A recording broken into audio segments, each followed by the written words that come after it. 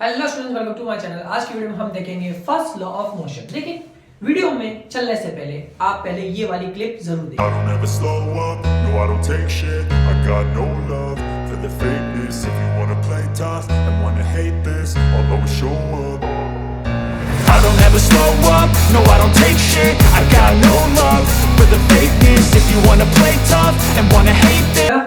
ठीक है, तो चलिए देखते हैं, जरा बात करते हैं कि इस वीडियो के अंदर आखिर हुआ क्या है। इस वीडियो के अंदर आपने ढंग से नोटिस किया होगा, ये बस चलती हुई आई और ये बंदा लेटा हुआ था। जैसे ही बस ने इसको टक्कर मारी, ये बंदा वहीं पर अपनी स्टैटिक पोजीशन पे ही रहा और जैसे ही बस आगे गई, ये बंदा वापस कहां कर गया? नीचे। अच्छा, अगर आपने ढंग से देखा होगा इसको, तो ये बंदा अपनी स्टेट को चेंज नहीं किया, मतलब ये बंदा आगे पीछे नहीं हुआ, ये जहां था वहीं पर रहा और फिर उधर से ही सीधा नीचे आया। तो ये क्या था? यही था न्यूटन का फर्स्ट लॉ।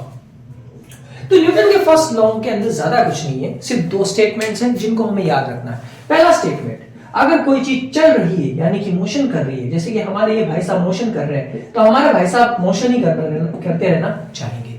लेकिन एक हमारे भाई साहब ऐसे बैठे हैं, तो ये हमारे भाई साहब बैठे ही रहना चाहेंगे। ये दो स्टेटमेंट आपको याद रखना होगा कि कोई चीज अगर मोशन कर रही है तो वो मोशन ही करती रहना चाहती है, और कोई चीज अगर रुकी हुई है तो वो रुकी हुई रहना चाहती है, जब तक उस पर कोई एक्सटर्नल फोर्स काम ना करे। इसका क्या मतलब? भाई हमारे भाई साहब भाग रहे हैं, भागते जा रहे, अब हमारे भाई साहब को हमें रोकना, तो रोकने के लिए हमें इन पे एक्सटर्नल फोर्स लगानी पड़ेगी। यानी कि जब हमारे भाई साहब रुकना चाहेंगे तो इनका जो पैर है वो एक्सटर्नल फोर्स लगाएगा और हमारे भाई साहब रुक जाएंगे। और ये हमारे भाई साहब बैठे हैं, इनको चलना है, तो इनके चलने के लिए इन पर फोर्स कौन लगाएगा? इनके एक्सटर्नल फोर्स कौन लगाएगा? इनके पैर लगाएंगे। जैसे इनके पैर फोर्स लगाएंगे, ये चलना भी स्टार्ट कर देंगे। तो ये तो नॉर्मल थोड़ा मजाकिया एग्जांपल था। अब हम इस टॉपिक को अच्छे से डिस्कस करते हैं। उसके लिए आपको ये एनिमेशन पूरा देखना पड़ेगा।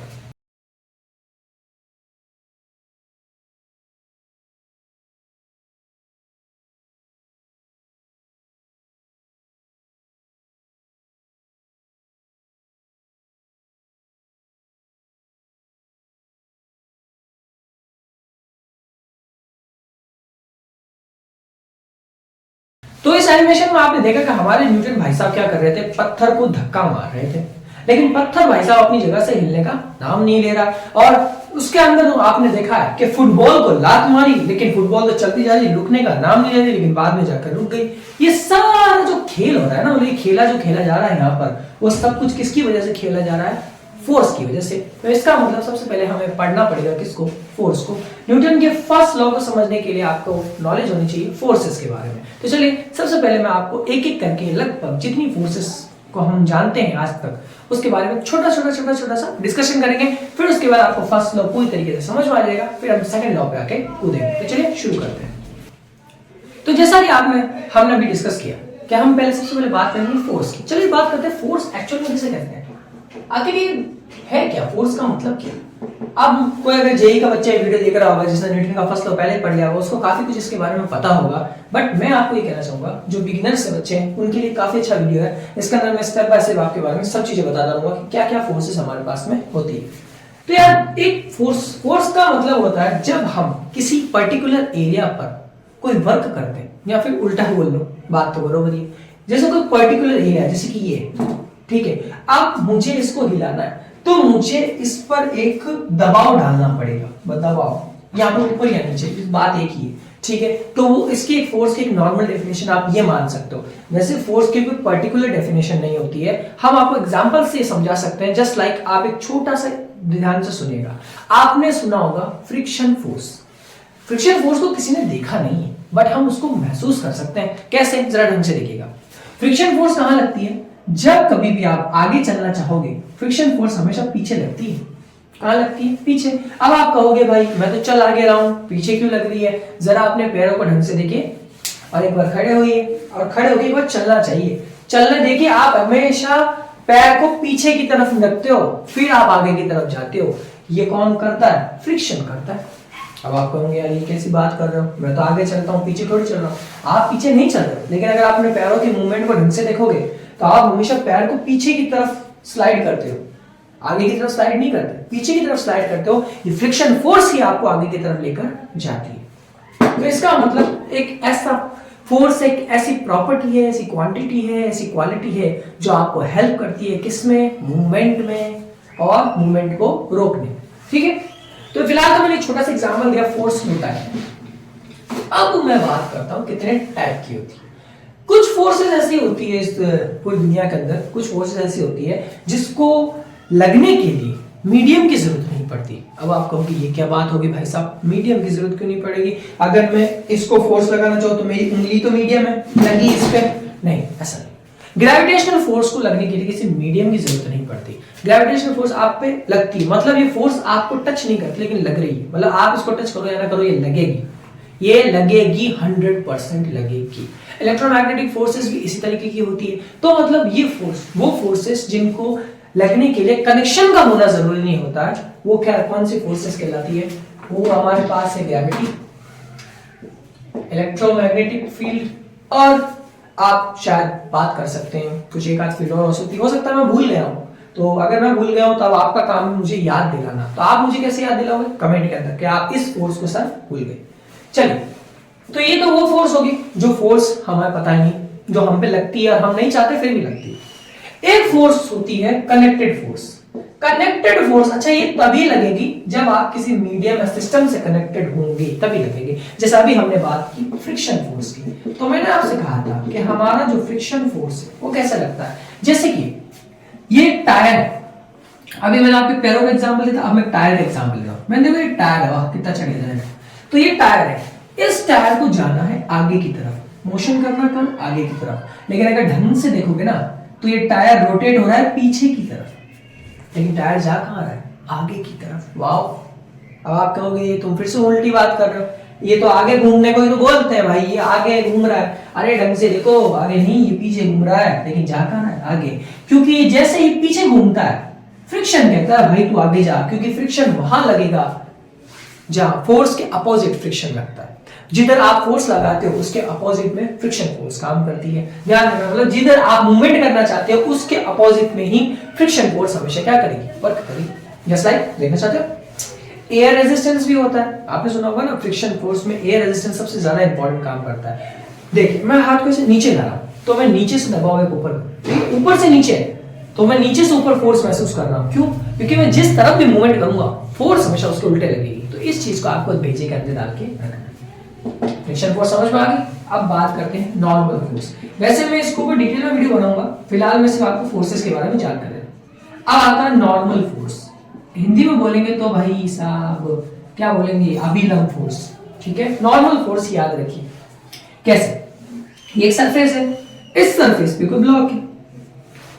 ठीक है, पहले हम एक सिंगल ब्लॉक पे बात करते हैं, इसका नाम है एम मास। अच्छा ये एम मास का फोर्स है, जरा ध्यान से देखिए। एम मास का एक ब्लॉक, एक सरफेस, इस ब्लॉक से इस सरफेस पर परपेंडिकुलरली जो फोर्स लग रहा है वो है नॉर्मल फोर्स, और इस सरफेस से इस ब्लॉक पर जो परपेंडिकुलरली फोर्स लग रहा है वो भी क्या है, नॉर्मल फोर्स। यानी कि ये हमेशा सरफेस के परपेंडिकुलर लगेगा। इस चीज को नोट कर लीजिएगा क्योंकि ये सारे क्वेश्चंस में आपके बहुत काम आने वाला है। समझ में आ गया?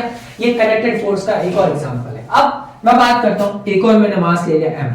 अब इस छोटे वाले मास पे ये एक परपेंडिकुलर फोर्स ऊपर की तरफ लगाएगा तो ये इसकी नॉर्मल फोर्स, और एक छोटा वाला मास भी इसके ऊपर लगाएगा तो इसके लिए भी एक छोटी सी नॉर्मल फोर्स, और छोटी सी नहीं, नॉर्मल फोर्स तो इक्वल होती है, वो तो हम कैलकुलेट करेंगे तब आपको बताऊंगा। ठीक है, चलिए अब तीसरी मेरी फोर्स, उसका नाम है टेंशन फोर्स। दुनिया की सबसे खतरनाक चीज टेंशन, सबको होती है, आपको भी होती है, मुझे भी होती है, और फिजिक्स में तो बहुत ज्यादा होती है। तो चलिए फिजिक्स में इतनी ज्यादा है तो इसको पढ़ना तो पड़ेगा ना, तो चलिए पढ़ते हैं। तो यार फिजिक्स में इतनी ज्यादा टेंशन फोर्स क्यों है? क्योंकि tension he is the main element of any kind of motion. Look at this. मेरी इंग्लिश बहुत बेकार है, मैं जानता हूं। ठीक है, ये धागा, ये क्या है, धागा। ये धागा इस ब्लॉक से खींचा, ये खींच रहा है, तो इस धागे को देखिए एकदम स्ट्रेट है, ढीला कहीं से नहीं, कहीं से स्लैक नहीं कर रहा है। ये यहाँ से, सॉरी इसको हटा देता हूँ, कंफ्यूज हो जाओगे। देखिए कहीं पर भी धागा स्लैक नहीं कर रहा। क्यों? क्योंकि अभी इस धागे पर इस ब्लॉक की यानी इस ब्लॉक की वजह से लग रहा है कौन सा फोर्स, टेंशन फोर्स। अच्छा ये फोर्स भी कनेक्टेड फोर्स ही कहलाएगा। कनेक्टेड फोर्स क्यों बोलेंगे भाई साहब? क्यों? क्योंकि ये कनेक्शन की वजह से तो हो रहा है। अब चाहे ब्लॉक पर एक ब्लॉक और जोड़ दो, बीच में रस्सी जोड़ दो, उससे भी कुछ फर्क नहीं पड़ेगा। तो ये है हमारा टेंशन फोर्स। अब इतनी चीजें आ गई इतनी चीजें आ गई, न्यूटन का फर्स्ट लॉ नहीं आया अभी तक, न्यूटन का फर्स्ट लॉ नहीं आया, लेकिन वो तो मैंने शुरुआत में ही समझा दिया था ना। तो स्टेटमेंट तो वही है, बस उस स्टेटमेंट को अब हम अच्छे से समझेंगे। देखिए कैसे, और भी फोर्सेस होती है, कोप्लेनर फोर्सेस भी होती है, ठीक है, को करंट फोर्सेस भी होती है, लेकिन मैं ये चाहता हूं आप पहले बेसिक सीखे, ज्यादा डीप में ना जाए, क्योंकि हमें बहुत अच्छी चीजें पढ़नी है और एक्सप्लोर करना है। So we are exploring here, so let's start. Okay, first law of motion. आखिर न्यूटन को ये चीज देने की जरूरत क्यों आ पड़ी? न्यूटन ने 3 नियम दिए, मैं अभी फर्स्ट लॉ पे ही बात कर रहा हूं। आखिर न्यूटन को फर्स्ट लॉ का मोशन का आइडिया आया कैसे? आपने एप्पल वाली स्टोरी तो सबने ही सुनी होगी, ठीक है, तो अगर आप ढंग से उस एप्पल की स्टोरी को एनालाइज करें तो आप जरा ढंग से देखोगे, जब तक एप्पल पेड़ से लटका हुआ था तो उस पर एक टेंशन फोर्स काम कर रही थी। कौन सी फोर्स काम कर रही थी? Tension force. जाहिर सी बात है ना, लटका हुआ था, टेंशन फोर्स ही। उस टेंशन फोर्स को खत्म किया कब? वो टेंशन फोर्स खत्म कब हुई? ढंग से देखिएगा, ये हमारा एप्पल, इस टेंशन फोर्स को खत्म किसने किया? ग्रेविटेशनल फोर्स ने। जब ग्रेविटेशनल फोर्स इस टेंशन फोर्स से क्या हो गई? ज्यादा हो गई, या फिर हम नॉर्मल भाषा में हम बोले तो पक गया, मतलब सेब पक गया। अब जैसे ही इसने इसको छोड़ा, टेंशन फोर्स खत्म। क्यों? क्योंकि टेंशन फोर्स तो एक कनेक्टेड फोर्स है, तो ये तभी लगेगी ना जब बीच में कनेक्शन होगा। कनेक्शन टूटा, यहां से ग्रेविटी ने अपना काम दिखाया, 9.8 मीटर पर सेकेंड की रफ्तार से इसको नीचे ले गए। जैसे ही इसको नीचे ले गया, हमारे न्यूटन साहब नीचे बैठे थे, उन पे गिरा। अब उन्होंने ऑब्जर्व किया कि सेब उन पे गिरने के बाद थोड़ा दूर जाके भी गिरा। अब सेब ऐसा तो है नहीं कि न्यूटन साहब के ऊपर गया बालों में चिपक गया ना, सेब नीचे गिरा और थोड़ी दूर तक गया। यहां से हम ऑब्जर्व क्या कर सकते हैं कि ये सेब चलता रहता। कब तक चलता रहता? जैसे कि ये डस्टर, ये भी चलता रहता। कब तक चलता रहता? जब तक ये फ्लोर उसको रोकेगा नहीं। अब आप कहोगे फ्लोर ने रोका है, तो एक्सटर्नल फोर्स अभी किसने लगाई? फ्लोर ने। और फ्लोर ने कौन सी फोर्स लगाई? नॉर्मल फोर्स लगाई। कौन सी फोर्स? Normal force. क्यों? क्योंकि इस फ्लोर पे जैसे ये गिरेगा, ये ब्लॉक, वो सरफेस कौन सा फोर्स? Normal force. और नॉर्मल फोर्स ही इसको रोकने का काम कर रहा है। तो यही तो हमारा न्यूटन का फर्स्ट लॉ कहता है कि कोई चीज चल रही है तो चलती रहना चाहती है, रुक रही है तो रुकी हुई रहना चाहती है, जब तक आप उस पर कोई एक्सटर्नल फोर्स ना लगा दो। ठीक है भाई साहब, ये सबसे बड़ा एग्जांपल था। तो फल जैसे ही, मतलब हमारा सेब गिरा और अभी हमारा डस्टर भी गिरा, तो जैसे ही सेब गिरा, सेब क्या हुआ? नीचे गिरा। अब जैसे ही सेब गिरा, हमारे न्यूटन साहब नीचे बैठे थे, उन पे गिरा। उन्होंने ये चीज नोटिस की कि अगर ये सेब गिर जाता है, अगर हमारे न्यूटन साहब नीचे नहीं बैठे होते तो सेब और भी नीचे गिरता, मतलब फ्लोर पे गिरता, लेकिन पहले ही वो कहां पे रुक गया? न्यूटन के सर से टकराकर नीचे। अब सर से टकराया या नहीं टकराया, ये तो मैं अपनी हाइपोथेसिस आपको बता रहा हूं ताकि आप लोगों को बेटर अंडरस्टैंडिंग हो कॉन्सेप्ट की। और मैं इतनी सारी रामायण कर रहा हूं, इतनी चीजें आपको बता रहा हूं, एक्चुअली में इतना सब कुछ बताने की जरूरत क्यों पड़ रही है? जरूरत इसलिए पड़ रही है कि हम फिजिक्स पढ़ रहे हैं। जब तक कॉन्सेप्ट क्लियर नहीं होता ना, क्वेश्चन करने में मजा नहीं आएगा। क्योंकि अभी मैं आपको समझाऊंगा इक्विलिब्रियम समझने के लिए आपको फोर्सेस की नॉलेज होना बहुत ज्यादा जरूरी है। तो यहां से आपको एक चीज तो क्लियर होगी कि अगर कोई चीज चल रही है तो चलती रहना चाहती है, कोई चीज रुक रही है तो रुकती रहना चाहती है। अब अगर आप इसको फील नहीं कर पा रहे हो ना इस थ्योरी को, तो मैं आपको अभी करवा देता हूं। आपने नोटिस किया होगा कि जब आप भाग रहे होते हो, कंटिन्यू भाग रहे हो, तो क्या आप अचानक से पीछे मुड़ सकते हो? नहीं मुड़ सकते। क्या आप अचानक से टर्न ले सकते हो? नहीं ले सकते। क्या आप अचानक से रुक सकते हो? नहीं रुक सकते। क्यों नहीं रुक सकते? तीन चीजें मैंने बताई। अब ये चीज आपको अपने ऊपर लेके करनी है। क्यों? क्योंकि आपकी बॉडी जब मोशन में होती है तो आपकी बॉडी मोशन में ही रहना चाहती है, वो नहीं चाहती कि वो रुके। और अगर आपने उसकी जो मोशन को प्रिवेंट करने की कोशिश की, यानी रोकने की कोशिश की, वो भी एकदम से, तो इससे क्या होगा? आप मुंह केवल नीचे गिरोगे या फिर आपको चोट आएगी। यही चीज थी। सेकंड चीज, आप एक बस के अंदर बैठे हुए हो, ऐसे आराम से खिड़की के पास बैठे हो, आप हवा खा रहे हो, बढ़िया एक सॉन्ग सुनते हुए, ठीक है। अचानक से बस के ड्राइवर ने ब्रेक मारा, आप सीधा अगली वाली क्या नाम है सीट के ऊपर, ठीक है। फिर आपका झगड़ा हुआ पैसेंजर के साथ में, वो अलग बात है, ठीक है। तो ये चीज कहां से आई? ये लॉ से आई, फिजिक्स के लॉ से। कौन सा law? First law of motion. तो अब मुझे लगता है मुझे इतना ज्यादा अब और समझाने की जरूरत आपको नहीं है। इसके स्टेटमेंट मुझे लिखने की जरूरत नहीं है, इतना सब कुछ समझा चुका हूं। तो आई होप सो आपको अब मुझे लगता है कि अब आपको इसको और ज्यादा डिटेल में जाने की जरूरत नहीं है। तो अब मैं बात करता हूं इक्विलिब्रियम के ऊपर। ये क्या होती है भाई साहब इक्विलिब्रियम? ये कौन सी चिड़िया आ गई?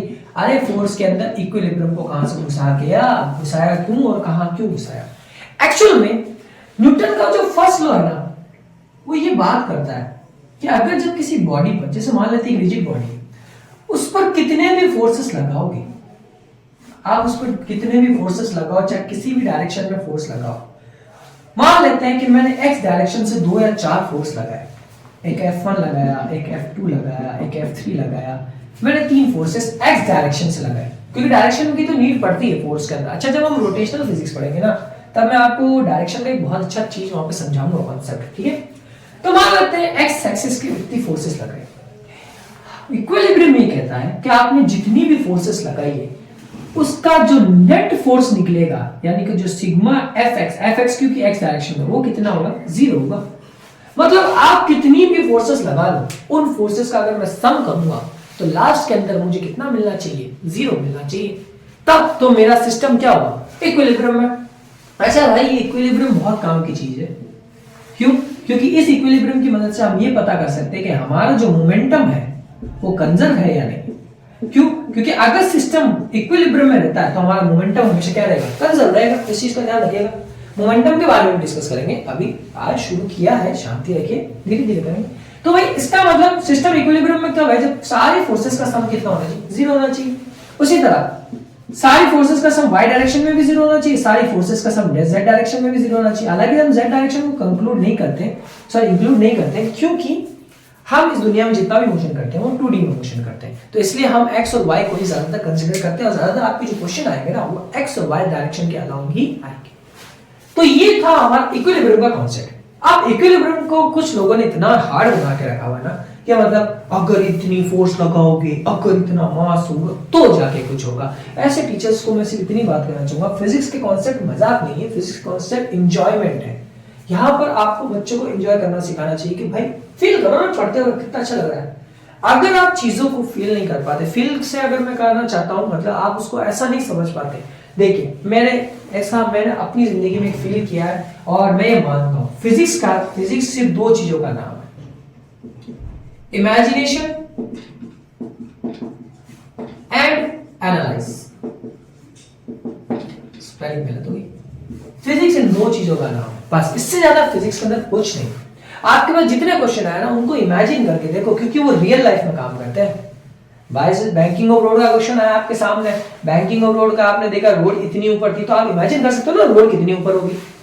एनालाइज कैसे करोगे? फॉर्मूलाज की मदद से। अरे बेसिक फॉर्मूलाज ही तो होते हैं। आपको मैं बता देता हूं, आप लोगों को बहुत डराया जाता है इस बात से लेके कि फिजिक्स समझ नहीं पाओगे, फिजिक्स समझ नहीं सकते हो, इतने कॉन्सेप्ट हार्ड है, ये समझ नहीं आता, वो नहीं होगा, ये अटक जाओगे, वहां अटक जाओगे। ऐसा कुछ नहीं है।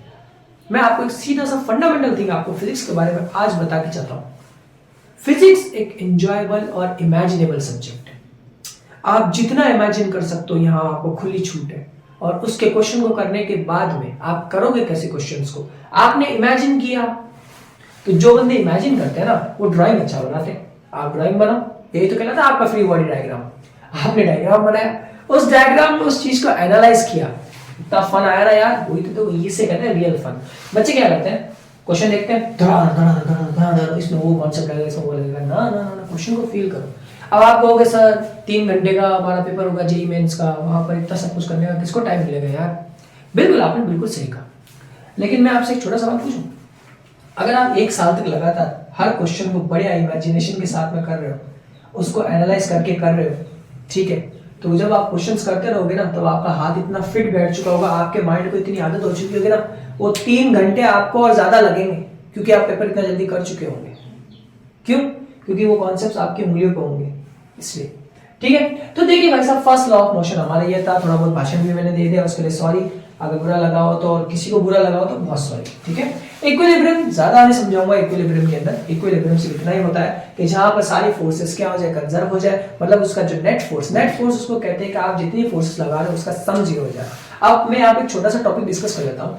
आप कहोगे भाई अगर मैं सारी फोर्सेस को जोड़ूंगा तो ये 0 के इक्वल कैसे हुई? एक्चुअली बात क्या होगी ना, हम जब x डायरेक्शन में फोर्स लगा रहे हैं तो कुछ फोर्स इस डायरेक्शन में भी लगेगी, तो ये तो -x डायरेक्शन हो जाती है। कुछ फोर्स y डायरेक्शन से लगा रहे हो तो नीचे माइनस का y डायरेक्शन होगा, तो वहां पर हम माइनस का f कंसीडर करेंगे, यहाँ माइनस का f कंसीडर करेंगे। अच्छा। अब आप कहोगे कि फोर्स नेगेटिव होती है। देखिए फोर्स नेगेटिव कभी नहीं होती है, पहले मैं आपको बस ये समझा देता हूँ। फिर जब हम इन सबको जोड़ेंगे ना, माइनस के f और प्लस के f को, तो हमारे पास लास्ट में कितना आएगा? 0 आएगा। एक्चुअली में फोर्सेस कभी नेगेटिव नहीं होती, या इस दुनिया में फिजिक्स के अंदर कोई चीज नेगेटिव होती ही नहीं। पहली बात तो ये। अब आप कहोगे ये क्या बात बोल दी साहब, फिजिक्स के अंदर कोई चीज नेगेटिव क्यों नहीं होती? जरा ढंग से देखिए क्यों नहीं नेगेटिव होती। क्योंकि भाई जो जैसे कि मैंने बोला एक प्लस क्यू चार्ज है और मैंने बोला एक माइनस क्यू चार्ज है, इसका क्या मतलब हुआ? प्लस क्यू माइनस क्यू है तो दोनों चार्ज ही, तो मैंने माइनस क्यू क्यों बोला? एक्चुअल में मैं सिर्फ इतना कहूंगा प्लस क्यू मैंने लिया, इसका मतलब है कि मैं सीधी डायरेक्शन में काम कर रहा हूं, और माइनस क्यू मतलब मैं उल्टी डायरेक्शन में काम कर रहा हूं। प्लस माइनस सिर्फ डायरेक्शन बताते हैं, और माइनस क्या डायरेक्शन बताते हैं कि भाई आप जो भी काम कर रहे हो वो उल्टा कर रहे हो। इसका मतलब प्लस माइनस का इतना बड़ा रोल यहाँ पर नहीं है, तो डरना मत कि प्लस क्यू या माइनस क्यू। ये सिर्फ एक नेचर बताते हैं किसी भी सिस्टम का, किसी भी पार्टिकल का, किसी भी फोर्स का, कि वो फोर्स उल्टी लग रही है कि सीधी लग रही है। ये माइनस सिर्फ इतना बताता है कि फोर्स उल्टी लग रही है कि सीधी लग रही है। तो आई होप सो आपको न्यूटन का फर्स्ट लॉ समझ में आया होगा। ज्यादा बड़ा टॉपिक नहीं था, लेकिन मैंने कुछ ज्यादा ही बोल दिया। I hope so, I am very sorry about this. और काफी टाइम बाद मैंने वीडियो बनाई है क्योंकि यार थोड़ा कुछ प्रॉब्लम हो गया था मुझे। आप वीडियोस कंटिन्यूस आएगी आपके लिए, हर 3 दिन में मैं आपके लिए वीडियो लाने की कोशिश करूंगा जिसके अंदर हम ये भी डिस्कस करेंगे और फर्दर क्वेश्चंस भी डिस्कस करेंगे। तो चलिए न्यूटन का सेकंड लॉ डिस्कस करेंगे हम नेक्स्ट वीडियो के अंदर। बहुत इंपॉर्टेंट टॉपिक होने वाला है सेकंड वीडियो, देखिएगा जरूर। मिलता है हमारे नेक्स्ट वीडियो में। Subscribe and like and share to my channel.